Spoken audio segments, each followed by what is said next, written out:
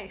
So I've been gone for a minute and I kind of left out of nowhere, so I don't really know how to come back without talking about it because I don't know, I just feel like if I tried to come back without saying something, then everything's just going to kick back up again where it left off, and it would just be the same cycle that made me dramatically disappear in the middle of the night in the first place. So I don't know. I just also feel like I need to say something for my fans and my boyfriend and my friends and my family because they get so much hate just for supporting me, and they're ride or die for me so hard for so long. So for me to not say something, just I don't know, it just doesn't feel right. I just really want to move on and continue doing what I love and what makes me happy. And I already tried the path of ignoring it and it didn't work because the more I ignored it, the more it piled on and I eventually popped. Like the last time you saw me was at my absolute mental breaking point, and I know a lot of people joked around about how I was losing my mind, I was going crazy, I've lost it, and the truth is I did. Like I absolutely wasn't okay. I was in a really fucked up headspace.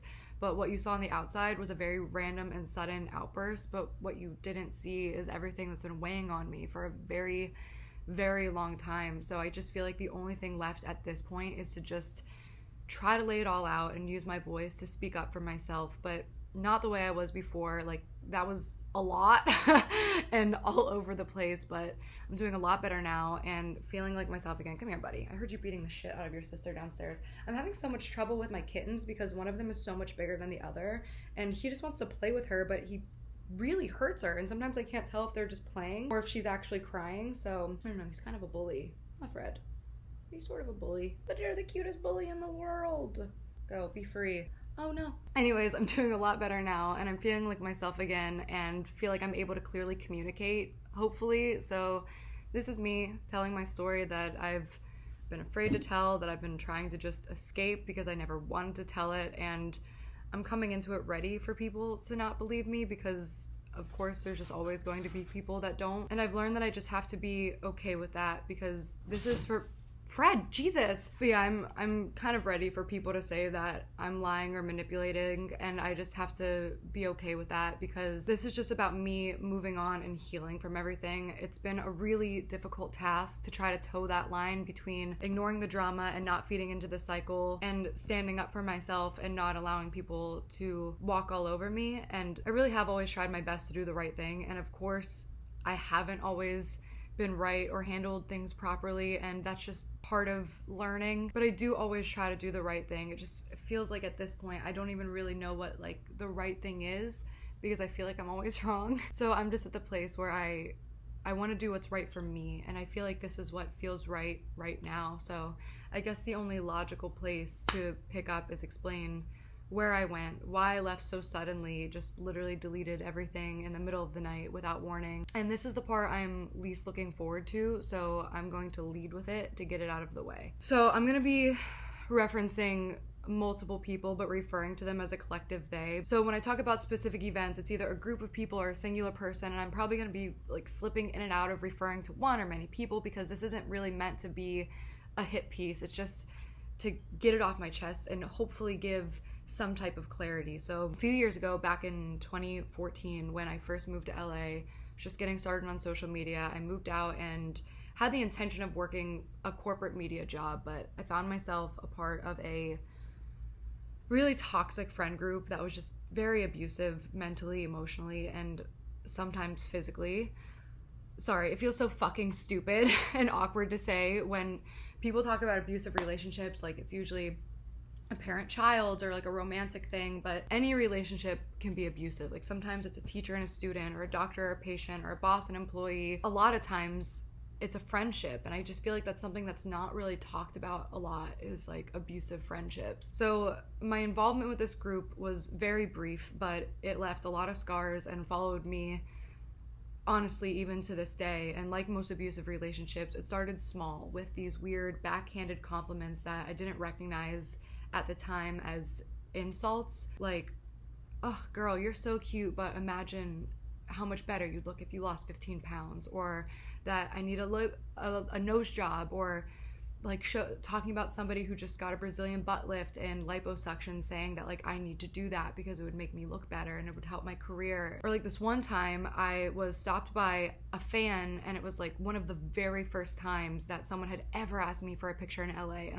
it was so new, it was so exciting for me, and I was like on cloud nine. I felt like I was like getting somewhere. But the person I was with was like, "You're so lucky, you look so different. I'm just so stereotypical pretty and I don't stand out like you, so I don't get stopped by fans as often." And when I asked what that meant, they talked about how like, "Oh, well, you know, you have an ethnic nose," and said something about like my body type, and I don't know, just dumb hurtful shit like that. Then it started progressing really quickly to controlling my relationships, telling me I couldn't talk to certain people, telling people that they couldn't talk to me, and if I broke the rules, then I had to face this wrath. Like I would get phone calls from people saying that this person called them screaming, saying that they can't talk to me anymore. Or a friend once called me crying because they told them some lie to make them hate me. And every time I tried to make a new friend, they'd go out of their way to contact them and warn them about me. But like at the same time they were doing this to me, they were like hyping me up, treating me to stuff. Like if I said that I didn't want to go out some night because I couldn't afford it, they'd pay for all my drinks. Or if I couldn't keep eating out because I was broke, they'd buy me dinner and they'd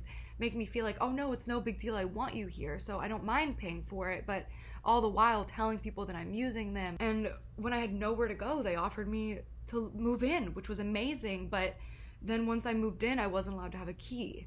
So if I wanted to go somewhere, I'd have to ask permission and ask for the key, and if I was gone too long or not back by curfew, then they'd text me screaming that I wasn't home on time or I'm disrespecting them and threatening to kick me out. And for stuff like that and for many, many other reasons, they kept threatening to kick me out. Like even if I just talked to the wrong person, I was on the verge of being homeless. There's just this constant back and forth of like, okay, sometimes you make me feel really, really great about myself and make me feel like I have a home and a friend here and I'm the best friend you ever had, but then you also treat me like shit and hurt my feelings all the time, and every day I'm afraid I'm gonna be homeless and I don't have anywhere else to go right now because you won't let me have any other friends and I can't afford a place on my own. So I was just always feeling isolated and controlled and trapped, and then it just started progressing more in a way that I still don't even feel comfortable talking about because dude, it's painful and it's embarrassing. Like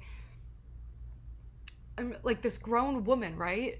Allowing people to hurt me the way that I was, and even weirder because it's not even like this was an abusive boyfriend or a parent. Like this was a person that I met who reached out to me and welcomed me in and was treating me so badly and making me feel so much fear and feel so small, and I let them like a fucking doormat. And I know anyone who's ever experienced an abusive relationship knows like the last thing you want to do is talk about it. Like there's the shame and embarrassment that comes with it, and even though you know that there's nothing embarrassing about speaking up about your abuse, it's just embarrassing. I don't know how else to explain it except it just makes you feel this weird type of shame and humiliation. So here I am talking about it on YouTube. What's up? Obviously my ties to this group ended pretty quickly and we were friends for a few months, but the threats, the blackmail, the harassment, the smear campaigns, they followed me for years, and ultimately it really fucked me up financially and professionally, but mostly mentally, because all I wanted was to be left alone, and it felt like there was nothing I could do to just be left alone. So what you saw right before I left was a buildup of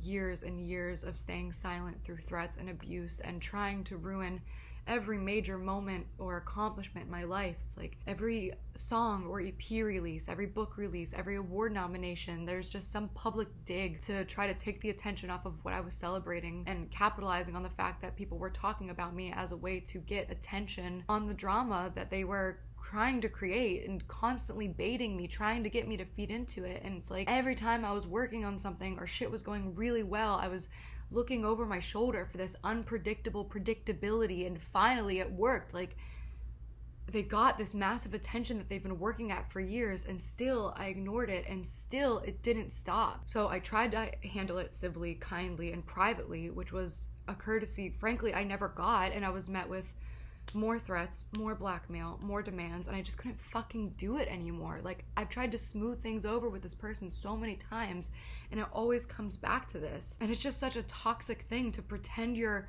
cool with somebody to their face and privately be like, yeah, of course, like we're cool, and then publicly try to ruin them. So when they started pressuring me and threatening me, I finally made the decision to stop allowing this toxic abusive group of people to control me, which is why I chose to finally speak up about it, because I just wasn't okay with living with fear and anxiety anymore, knowing that every time I work my ass off on something that they're just going to try to sabotage it, and going to bed every night with these knots in my stomach, not being able to sleep, and waking up like anxious to look at my phone because I don't know what's going to be on it. Like, when you just wake up so many mornings and like your world's falling apart from something new, it's just like you learn to fucking hate your phone and like hate waking up. So I just decided I was done with that. Ignoring it didn't work, trying to talk through it didn't work, so finally I just started fighting back. And I couldn't tell if I was winning or not, but at least I was fighting back and standing up for myself and standing up against my abuser and telling my side. This little bit of power that I had taken back was just the ability to speak. I didn't care about anything else, just that I wasn't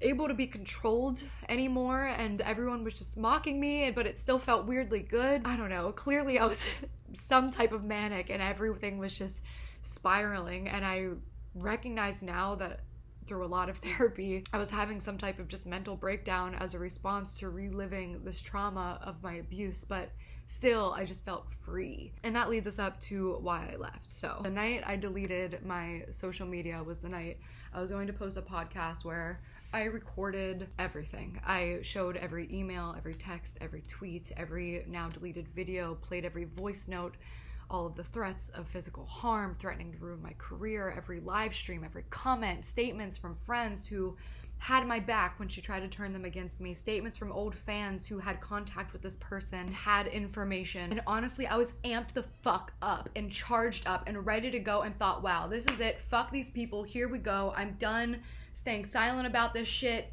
Let me play this game. Let me play dirty. Let me, basically, if you can't beat them, join them. But then I got the file back and I watched the video of me explaining this and stared at the screen with these fucking screenshots, and I was so, I don't even know the word for what I was feeling, like disgusted, terrified, confused, and just so, I was just so put off by what I was watching because it didn't feel real.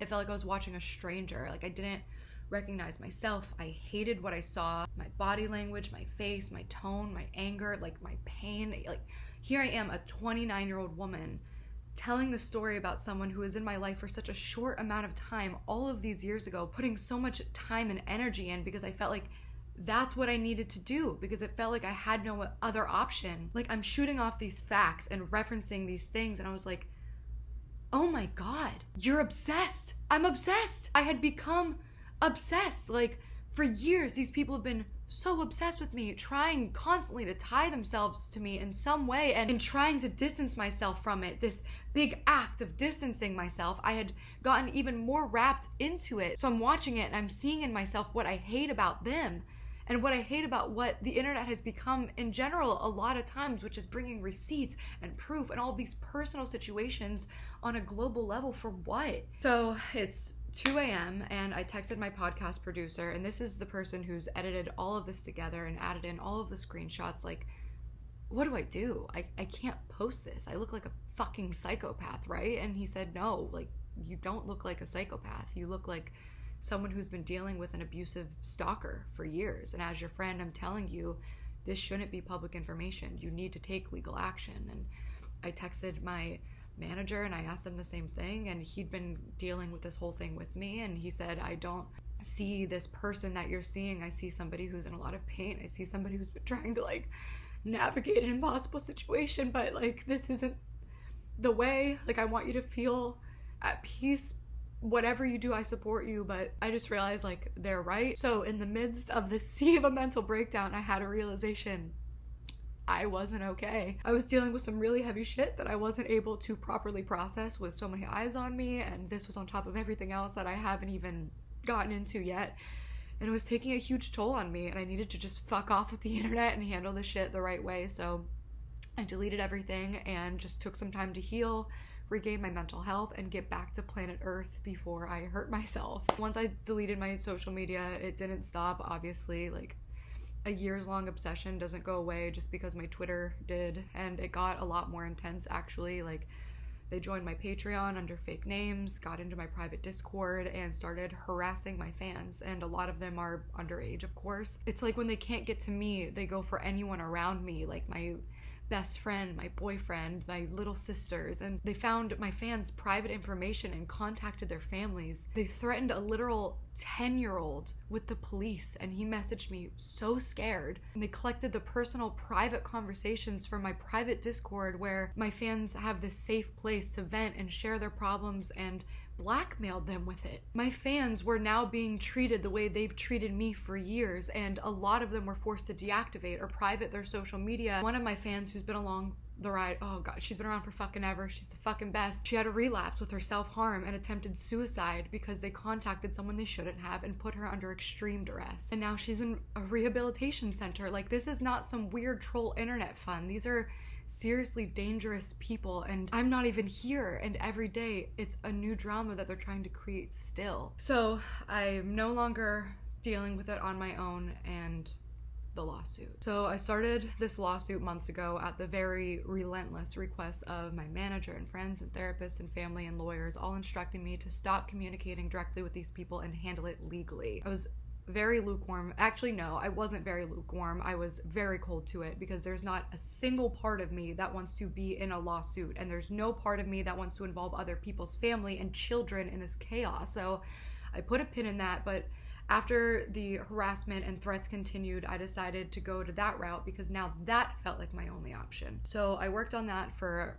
a long time, and it was a tedious, exhausting, shitty process all around, just reliving this and trying to explain to so many different people. I mean, I'm talking of like over an hour of footage, literally hundreds of tweets, trying to describe who is who in relation to each other and untangling this web and this timeline every single day, working with forensic analysts to prove the damages were linked directly to specific days and specific people. And in the end, we had charges, and none of them were even remotely involved with defamation because as a public figure, it's not even worth the time and energy. It was mostly varying business torts and abuse charges, but like, we had this case, we had our list of names, and my love that I'm communicating clearly. My lead litigator said to me, Gabby, before we do this, I have to ask you, and keep in mind, I'm a litigator, I love to sue, but you have a case. There's no question. The question is, do you want a case? And he was like, by serving these papers, you're committing to 2, maybe 3 years in a lawsuit. And after months of working tirelessly on this lawsuit, it took me about 20 seconds to say, no, abso-fucking-lutely not. 2 to 3 years of my life on top of the 6 I've already put in. Like, I'm gonna be 30, 31, 32 years old, still involved with these people, still allowing these people to attach themselves to me, still living this fucking nightmare that I've been trying to escape for what feels like a lifetime. No, I don't want a lawsuit. I've never wanted a lawsuit. I don't want to give more of my time and energy and mental health to this than I already have. I just want what I've always wanted. I want to be left the fuck alone by these people. This isn't normal behavior. When a relationship ends, it's supposed to end. I want to live my own life with the people that I choose to have in it. I want to enjoy the people I love. I want to enjoy my success that I've worked my ass off for and earned. I want to write and perform my music. And like, even when I won the case, I would still have lost because I spent all of that time I could have been just enjoying my life and creating, tied up in a fucking lawsuit. And then it hit me. This wasn't about being right or wrong or proving my innocence or holding somebody accountable. This entire thing was being run by my pride and ego and winning, but none of that matters because at the end of the day, everyone loses. And yeah, all these people keep hurting me, but by doing this and engaging in this forever, I'm only hurting myself. And then I finally realized that there was another option. I could let it go. So this is me letting go. I'm no longer apologizing to my abusers, and I'm no longer forgiving them. I'm just not thinking about them. I'm not allowing them to disrupt my happiness anymore, and even when they continue, which they will, I have to be done. Every time I disprove a false claim, then they just make up a new one. And then when I disprove that one, they circle back to the first one, but with a new twist. And it's like, it'll always be this endless cycle of, I'm 29, and I have a really bright future ahead of me, and they're not a part of it, and this isn't a part of it. So I'm closing that chapter. I recognize there's people that won't ever believe me and people who say that I'm playing the victim, but honestly, I'm done pretending like I'm not in this situation. I've been really suffering for a really long time, and I'm not allowing myself to suffer at their hands anymore. It's not about people praising me or sympathizing with me. It's about knowing I used my voice to tell my story and stand up to people who hurt me, and letting people know if they're in a similar situation to speak up, seek help, and don't be afraid. Don't be ashamed. Don't be embarrassed. This isn't your fault. And if someone doesn't want you in their life, move on. Anything more than that is harassment. So I'm done with that, and hopefully never responding to it again. So I'll just let the drama from 2013 be their thing. Moving on. I really want to talk about why I was afraid for my life, because a lot of people made a lot of assumptions over that. So I'm going to explain it, the reasons that I was and still am scared. A lot of people were saying how I'm narcissistic and no one's out to get me, and I'm delusional to think that somebody would try to kill me or assassinate me. And what I think a lot of people might not realize is there's been a lot of really damaging and very emotionally charged false accusations made about me for a really long time, and I've gotten a lot of death threats over the internet, but also to my doorstep. Like, these are people who are very angry and obviously not 100% well to be writing scathing 20-page handwritten letters to people they don't know, and they have my address. So there was this one night in particular towards the beginning of quarantine that really fucked me the fuck up. So Peyton and I were headed to the grocery store. I posted an Instagram story in the car that we were gone, and when we got there, that was when the store hours had just changed, so they weren't open. We turned around, we got home back with within 15 minutes. So we pulled up to my house, and there was this man parked right outside of my door with his trunk open, working on a laptop, and the trunk looked like, literally the only way I know how to explain this is it looked like fucking spy equipment. Like, it was a huge trunk full of lights and wires and what looked like processors and the laptop. So we walked inside, and I turned to Peyton and I was like, that wasn't normal, right? And he was like, no, let me go back and check. So literally we stepped in the door, he stepped right back out, and the car was gone. So then we checked the security footage, and we saw that this person pulled up moments after we left and left the second we closed the door. So I'm already extra afraid at this time for reasons that I'll get into, but the cops were making me feel like I should be really concerned.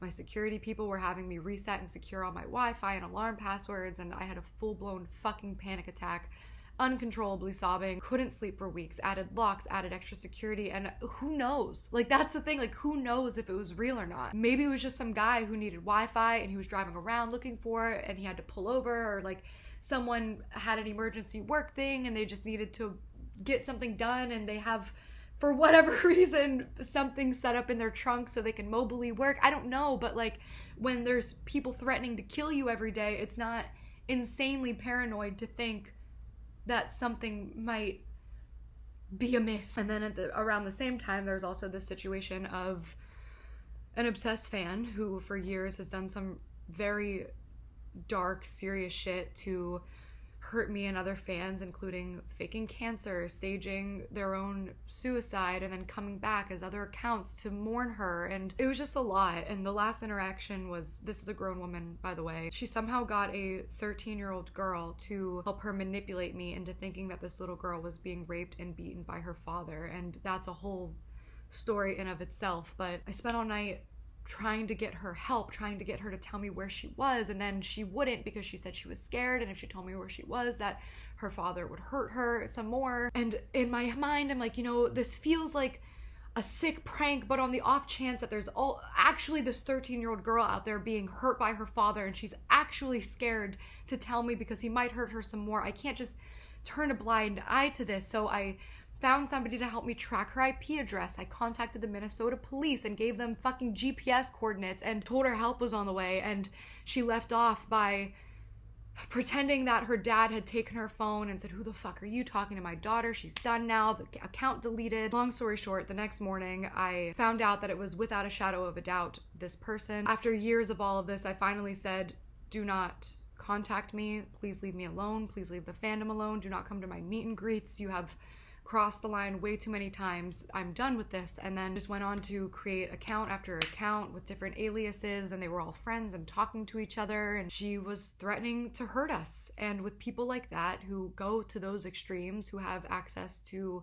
military weapons, you just never fucking know. And lastly, the thing that really, really, really terrified me to the bottom of my fucking soul, and truly the root of all of this fear and paranoia, this is the person who I felt was behind the hacking of my security system. This was the person who I felt was I used to be really close with someone who has a lot of money and a lot of power, and I am unlucky enough to have information that could really, really hurt them. And this person just told me, and it's not like I found out on my own, and I've never even slightly threatened this person or insinuated to this person that I was going to share this publicly, but for the last couple years, they've put in a lot of work to destroy my reputation and my career and my life behind the scenes and publicly. But it wasn't readily apparent at first, but after 2 years of feeling like I was going fucking crazy, somebody finally stepped forward and told me what was going on. And that person told me the horrible things that this person said about me and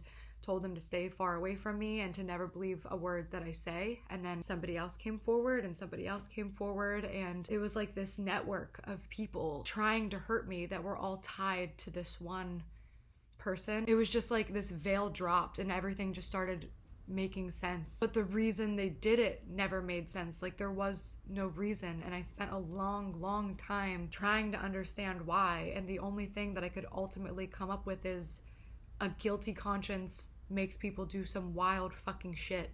Survival mode kicks in full gear, and it's like, fuck anybody who might get in the way, let me destroy them before they might destroy me.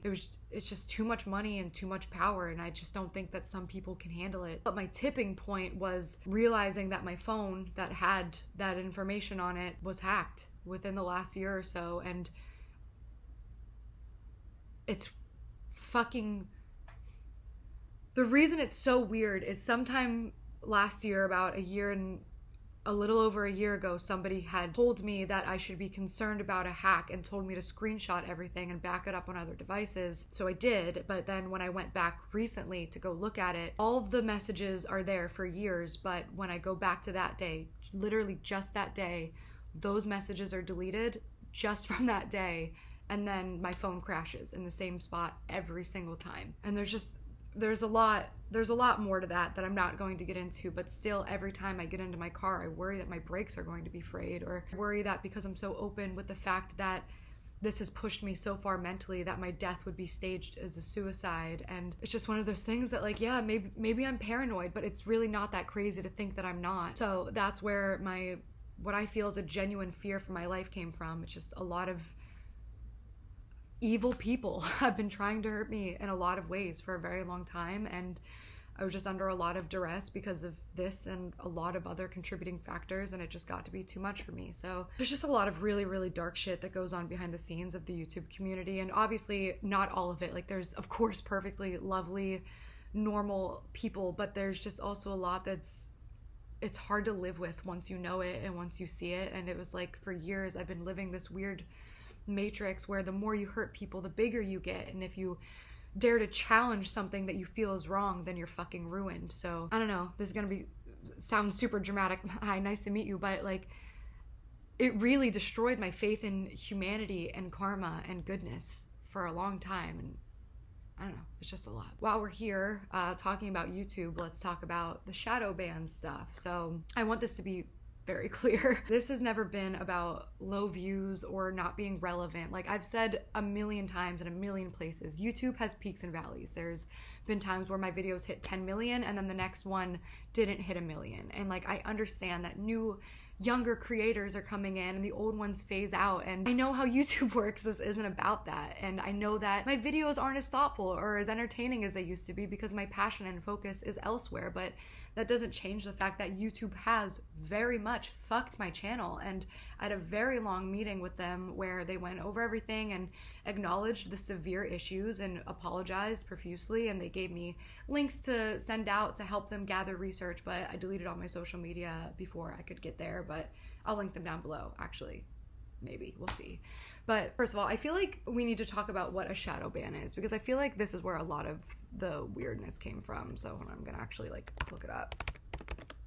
Shadow banning, also called stealth banning, ghost banning, or comment ghosting, is the act of blocking or partially blocking a user or their content from an online community so that it will not be readily apparent to the user that they have been banned. So the key word here is partially. Like, yes, there are some very extreme cases where a channel is completely hidden and no, that wasn't me, but that doesn't mean that I wasn't shadow banned. There's varying degrees to everything. What was the most upsetting about this is like, Everyone knows that YouTube is fucked up. Everyone knows YouTube shadow bans their creators. Everyone knows YouTube's algorithm is at best ass. And it's like, coming from anyone else expressing concerns about YouTube or complaining, it's valid, but because it was coming from me, it wasn't real, and I'm just delusional. So what happened to my channel is, back in 2018, my channel was restricted. So restricted mode means no one under 18 can view your content, and you can't play that content in certain public settings. So schools, libraries, work. Immediately, a good chunk of my audience had my content completely hidden and inaccessible to them, from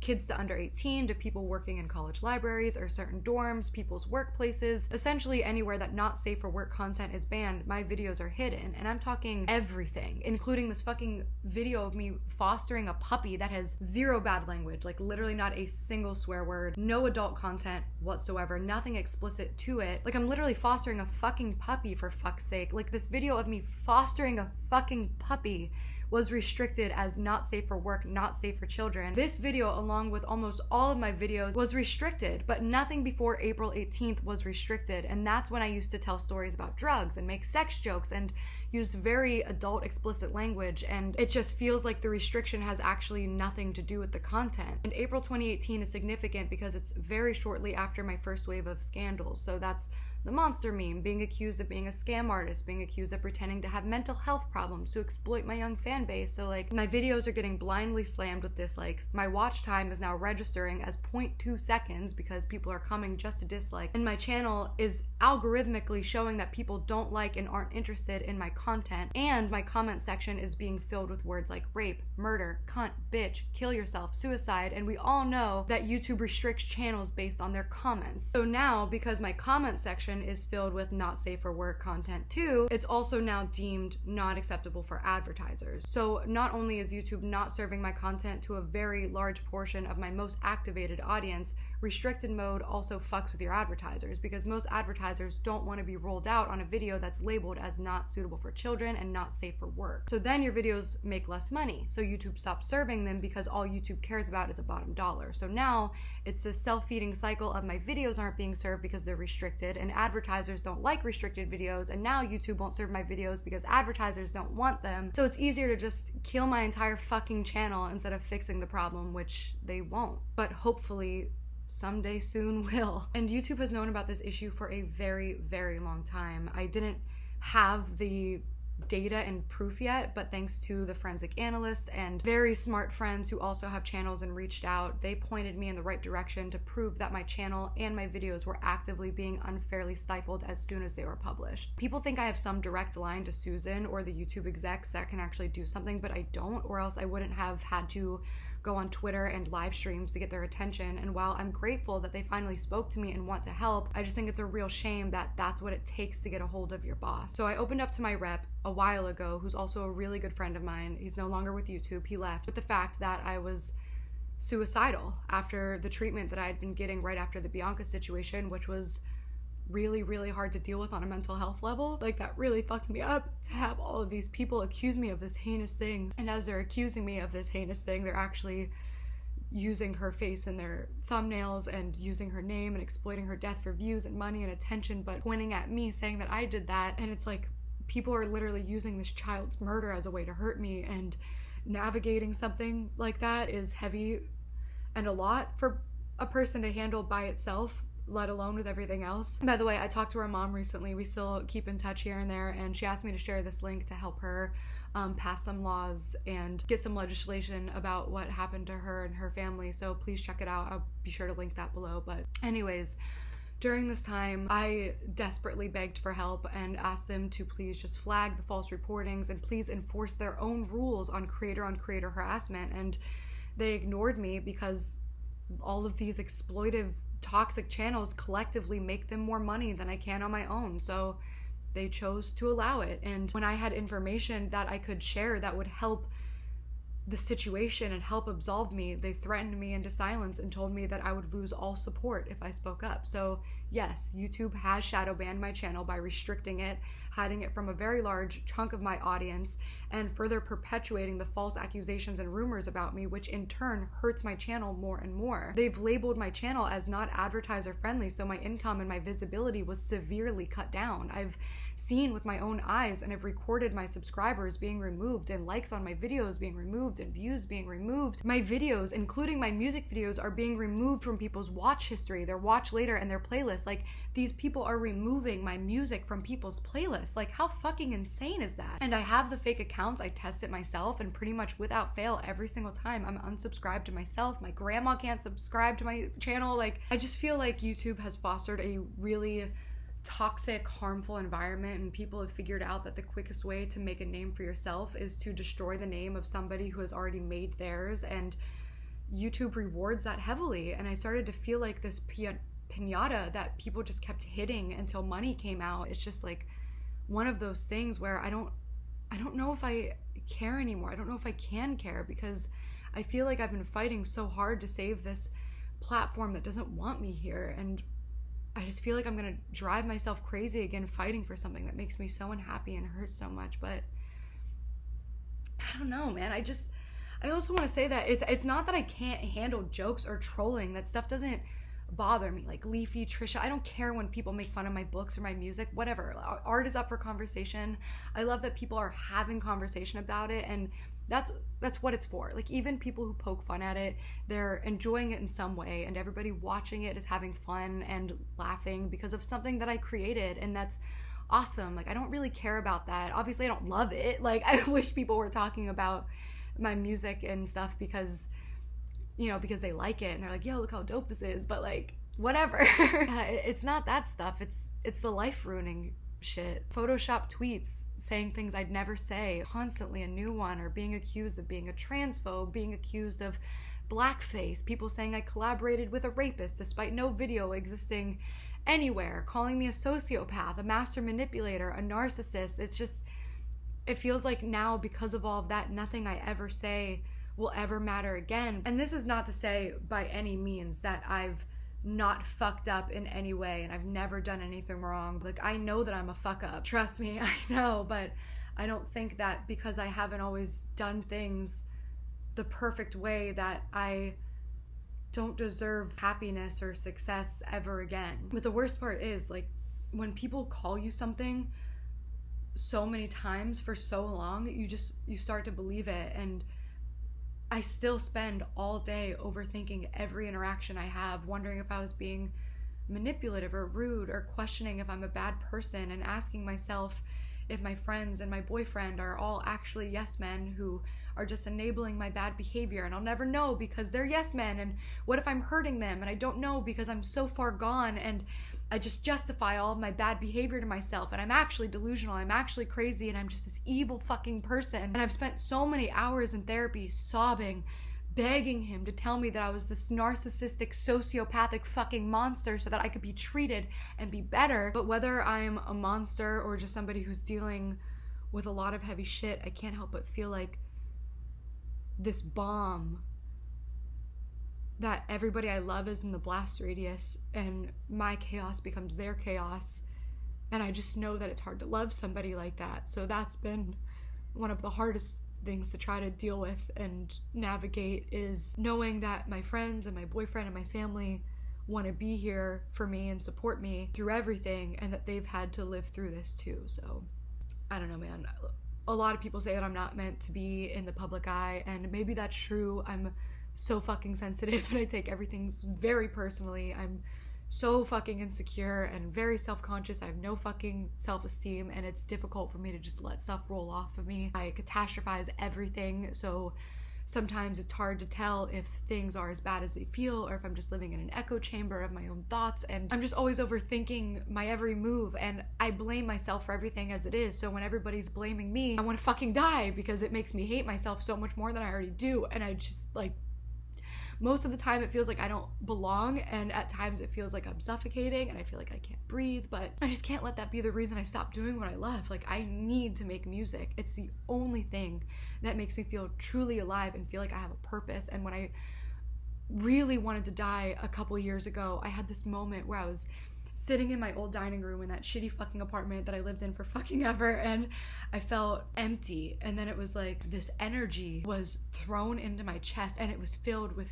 music and love, and it was this magnetic connection. Like, I've been wandering around this earth, and when I would get a little bit close to it, I could feel that vibration of that magnetic force in my chest. And then one day I just got close enough for that magnetic field to like suck it in, and it's been there ever since. It's never left. And yes, I smoke a lot of fucking weed, but it saved me, damn it. I just want to be to people what artists were to me when I was a kid, like 15 years old, blasting Panic and MCR and 30 Seconds to Mars to drown out the screaming in my home and in my head, and singing about the shit that hurt them in a way that people want to listen. And that's what I'm gonna keep doing. You know, I've seen a lot of comments saying like, her music is actually really good, it's a shame she's such a horrible person, or people commenting that they wish I wasn't such a shitty person because they just can't listen to my music anymore without feeling weird or guilty about it. And a lot of my music is ruined for me too. Like, I can't listen to certain songs because they have been kind of tainted with these really bad memories or time periods in my life, and I can't watch certain music videos because like the dislikes are so high or the comments are so bad, and oh my god, I'm so sad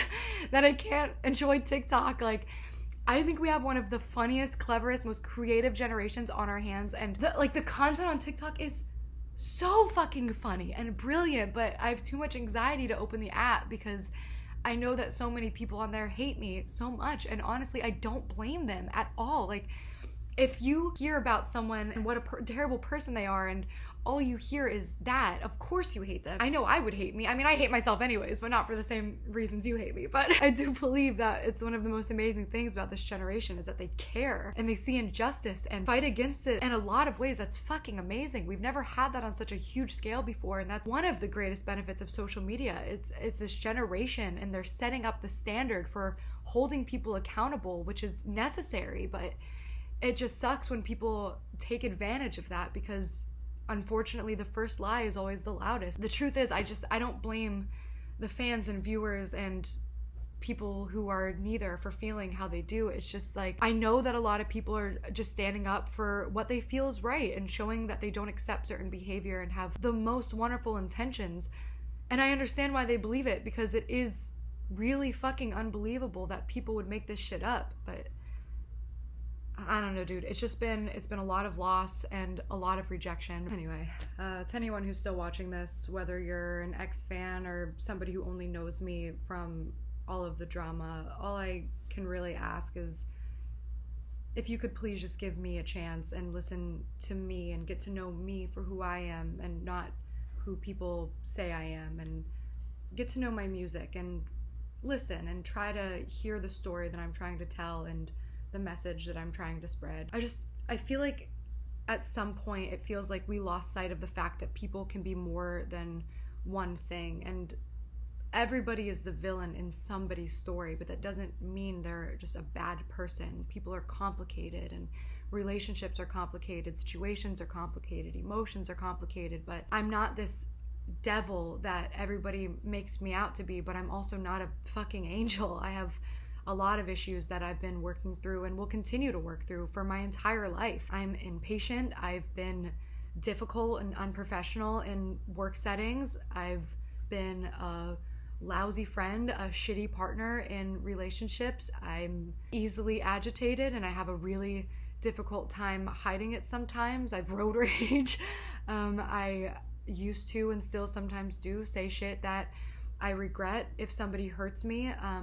I used to be really eager to hurt people back, and I've always had these walls and defenses up that don't make me the best person to be around sometimes. And sometimes I still have bad days where I act in ways that I'm not proud of, but I am aware of that and I am trying. I've healed so much and come so far, and I think that that's reflected in the life that I live now and the people that surround me and the healthy, happy relationships I've been blessed with. Like, my pack is strong and kind and supportive, and they love me, and I know that I have that because I deserve that, which takes us to present day, where we are now, where I've been, and I'm well. Thanks for asking. I always thought that if I deleted my social media that I'd disappear, but surprise, I'm still here, and this time it's just been so much needed and provided so much clarity and peace. I've literally never taken a break since I started back in 2013, and I forgot what it was like to be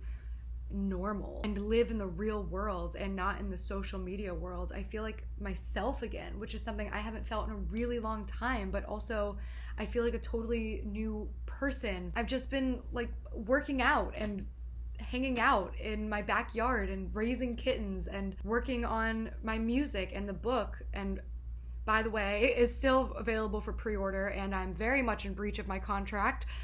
So my publishers are very upset because I contractually need to post about it, and I deleted all my social media. So link down below. And the first single from my fucking album is coming out next month. I've been working on that in the music video, and it was actually written about Trisha Paytas for Trisha Paytas, but I'll talk about that and explain that in another video. And I know that there's already people eye rolling like, wow, she came back because she has music and her book coming out. And I mean, yeah, like that's why I've always done this, to do what I love and do what makes me happy. And right now and forever, that's being an artist. I don't care about social media fame. I played that game. It didn't fulfill me, and I'll be totally transparent and admit that if I wasn't doing music, I might not be back right now, but I'm proud of my art, and I work really hard, and I want to share it with the world, and I want to do that without all this weight on me, because it got to a point where everything just felt so heavy and serious all the time, and I was always flinching and bracing for impact, and I'm just ready to feel lighter again. And I do feel lighter again, and I don't want to feel ashamed or wrong about wanting to talk about what I've been working on. You know, I've taken a lot of L's, but failure is a part of the journey to success, and I'm not gonna quit on myself. So thank you so fucking much to everybody who hasn't quit on me. You have no idea how much the kindness in the mess of everything else has meant to me. As much hate as there is sometimes, I do see the love and I do see the support, and that has really, really kept me going. So thank you. And also for your future forgiveness for when I fuck up again, because we all know it's inevitable. Thank you guys for listening. I'll see you real soon.